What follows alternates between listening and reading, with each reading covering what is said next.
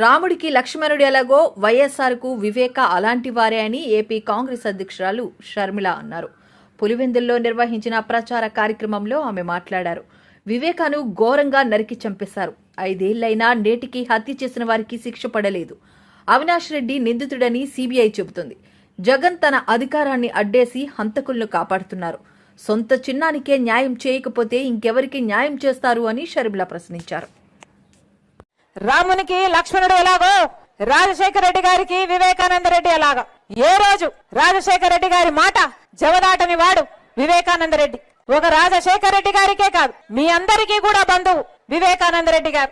5 సంవత్సరాలు అయిపోయింది వివేకానంద రెడ్డి గారు చనిపోయి. వివేకానంద రెడ్డి గారు చనిపోలేదు, వివేకానంద రెడ్డి గారిని చంపేశారు. మరి 5 సంవత్సరాలు అయితే ఈ రోజు వరకు వివేకానంద రెడ్డి గారిని హత్య చేసిన వాళ్లకు, చేయించిన వాళ్లకు శిక్ష పడిందా?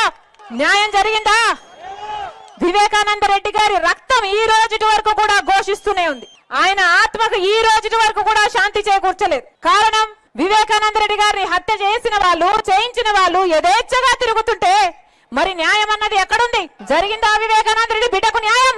జరిగిందా వివేకానంద రెడ్డి భార్యకు న్యాయం? హత్య చేసిన వాళ్ళు ఒకరైతే హత్య చేయించిన వాళ్ళు ఎంపీ అవినాష్ రెడ్డి గారు అని సిబిఐ దోషిగా, నిందితుడిగా, అక్యూజ్డ్ గా సిబిఐ చేర్చింది. సిబిఐ సాక్ష్యాలు చెబుతుంది. గూగుల్ టేక్అవుట్, గూగుల్ మ్యాప్స్ లో హత్య చేసిన వాళ్ళు, హత్య చేయించిన వాళ్ళు అంతకు ముందు రోజు కలుసుకున్నారు, ఆ రోజు కలుసుకున్నారు అని గూగుల్ టేక్అవుట్ లో సాక్ష్యాలు చెబుతుంది. Call records, phone call records, హత్య చేసిన వాళ్ళు అవినాష్ రెడ్డి గారు వాళ్ళు వీరు మాట్లాడుకున్నారు అని సిబిఐ సాక్ష్యాలు బయట పెట్టింది.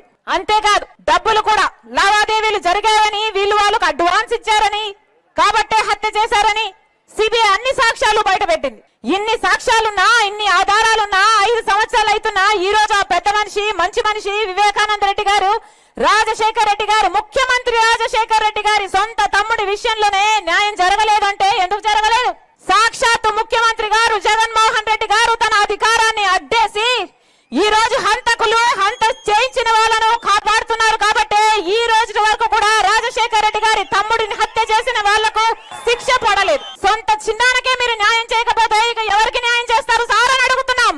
మీకు అధికారం ఇచ్చింది ఎందుకు? ప్రజలకు మేలు చేయాలని, ప్రత్యేక హోదా తీసుకొస్తారని, ఇరిగేషన్ ప్రాజెక్టులు పూర్తి చేస్తారని, రాజధాని కడతారని, కడప స్టీల్ ఫ్యాక్టరీ తెస్తారని ప్రజలు మిమ్మల్ని నమ్మి అధికారం ఇస్తే ఆఖరికి అధికారాన్ని దేనికి వాడుకుంటున్నారు? ఒక హంతకుణ్ణి కాపాడడం కోసం. ఈ రోజు హంతకుణ్ణి కాపాడుకుంటున్నారు, హంతకుణ్ణి పక్కన పెట్టుకుని తిరుగుతున్నారు జగన్మోహన్ రెడ్డి గారు. ఈ రోజు వరకు ఒక్క రోజు కూడా జైల్లో గడపలేదు అవినాష్ రెడ్డి. తలెత్తుకొని యథేచ్ఛగా బయట తిరుగుతున్నాడు. కారణం, ముఖ్యమంత్రి అయిన జగన్మోహన్ రెడ్డి గారే అధికారాన్ని అడ్డేసి కాపాడుతున్నాడు. కాబట్టి 5 సంవత్సరాలు అధికారంలో ఉండి శిక్ష పడకుండా కాపాడడం ఒక ఎత్తైతే, ఈ రోజు మళ్ళీ అదే హంతకులకి, హత్య చేపించిన వాళ్ళకి మళ్ళీ ఎంపీ టికెట్ ఇవ్వడము ఇంకొక ఎత్తు. ఒకవైపు అవినాష్ రెడ్డి ఉన్నాడు, ఇంకోవైపు రాజశేఖర రెడ్డి బిడ్డ ఉంది. మీకు ఎంపీగా ఎవరు కావాలో మీరే తేల్చుకోండి. ఒకవైపు న్యాయం ఉంది, ఇంకోవైపు అధికారం ఉంది. ఒకవైపు ధర్మం ఉంది, ఇంకోవైపు